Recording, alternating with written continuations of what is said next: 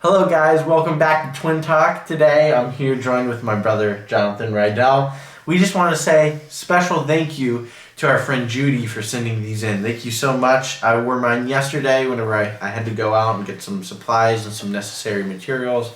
So thank you so much for sending these. Yes, and it definitely keeps you safe and other people safe in the middle of this pandemic. A lot of people Wear your mask, please. A lot of people think it just protects you breathing in, but it actually protects you whenever you're From breathing out and and sneezing in people's faces and all that. So wear your mask if you can, but don't let it become a muzzle either. But Yeah. thank you so much, Judy. Yes, these are really cool, and I happen to love. We gotta show this off a little bit. Yeah, Nice star-spangled design. Look at that. That's as American as it gets. This seriously. encapsulates Twin Talk at its finest. Yeah, it does. So, Blake, I know that we wanted to talk about a few things. The first thing that we want to talk about is actually just the way that the media has been reporting a lot of things. They've actually been kind of calling out pastors and or people who believe that COVID-19 wasn't as bad that it was and ultimately ended up dying. First of all, what's your opinion on what happened with that? And then secondly, I'd like to know, do you think it's okay for the media to almost shame people, especially after their death? Well, they've been doing it for years.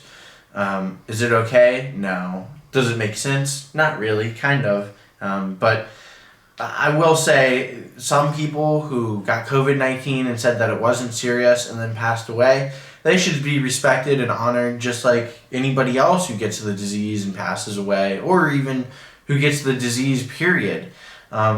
The only thing that's ironic about it is they're trying to shame people for saying, oh, it wasn't that serious, and then they get it, and there's bad circumstances around it. Well, they were the very ones who said it themselves. Just an example is Chris Cuomo, the brother of Andrew Cuomo, the governor of New York. He works for CNN as an anchor, and there's clips of him saying, oh, this isn't going to be as serious as you think. This isn't going to be that bad. We'll make it through. It won't affect our everyday lives. And now that he got it, the tune has completely changed. They treat him like a hero for staying in his $1 million house in his basement. Yeah. Now, I'm not saying that I would want to be stuck in the basement of my house, whether I live in a mansion or a condo, but it's just so double-sided. Like, you see both sides of the coin where somebody who says that it wasn't serious and gets it, now he's a hero. I just wonder what would happen if it was a person of power on the Democratic side that said that it wasn't a big deal and then got it. For example, someone I can think of is Nancy Pelosi out in in her district. Her saying, now famous quote, "Come on out, it's safe. We're here. Come We're to having a great Chinatown." time. Come to Chinatown." And she's hugging on people just all over the place and stuff. And this is mid-February. Yeah, this is after restrictions have already started to take place because of COVID. This isn't like, early January where no one really knew. This is after a lot of restrictions were already happening. Come on out to Chinatown. I just wonder, she seemed to have the same tune as a conservative who said that it wasn't a big deal. Come on out, enjoy life. This person who is conservative dies and all of a sudden it's the end of the world. Like, look at this person. They underestimated it. They don't know what they were talking about because they're stupid conservative. But yet, you look at Nancy Pelosi, she said the same thing. And if anything were to happen to her, they'd be like, prayers up for Pelosi. Prayers for Pelosi. We love her. And it's just a double standard. Did you see the flack that Sean Hannity received for allegedly encouraging somebody to go on a cruise ship, and then he got COVID-19 on the cruise ship and then came home and passed away, unfortunately? The crazy thing about the story is that it wasn't true. Yeah. This man went on the cruise before Sean Hannity said anything about COVID-19. But yet they're trying to pin it on him. But they won't pin it on themselves. Don Lemon said that it wasn't serious. Anderson Cooper said that it wasn't serious. Anderson Chris Cooper Cuomo said it wasn't serious. that the flu was a scarier health risk for most people out there in the United States, which might be true still, might not be. Which may or may not be true. Nobody's gonna. But he said it though, and so exactly. So is he responsible for some of these deaths from COVID-19? I don't necessarily think so. No. Speaking of which, do you see Morning Joe? The president ignored it. He didn't prepare. 50,000 people are dead now because of it, right? This is another disaster, just like the news work that never learns. He said that basically Donald Trump killed 50,000 Americans. Like, the blood is on his hands. Donald Trump is the first person that took any action to stop the spread. Before their best friends, China, the Communist Party, before anyone else even thought about this, Donald Trump shut down travel and was a xenophobic racist, an awful person. And then they turn around and now they say that he didn't do it early enough and that the deaths are in his hands. Oh, yeah, and again, the double standard is unbelievable with that.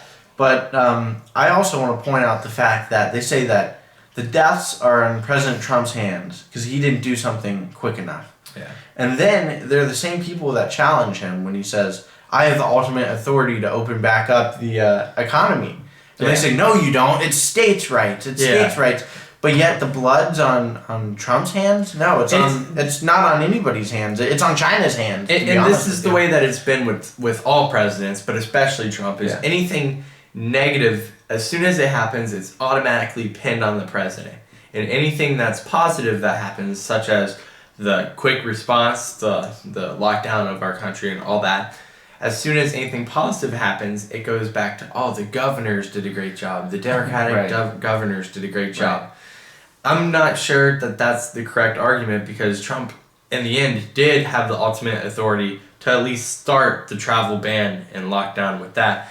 So it's just funny to see where their flip-flops have gone, besides to the beach, which is another thing. But no, it's funny to see where they flip-flopped and where they just think that they deserve credit for something that was positive that Trump has done, and then they don't want to touch anything that was negative that Donald Trump has done. And, to be fair, Donald Trump has not been a perfect president. No one has been.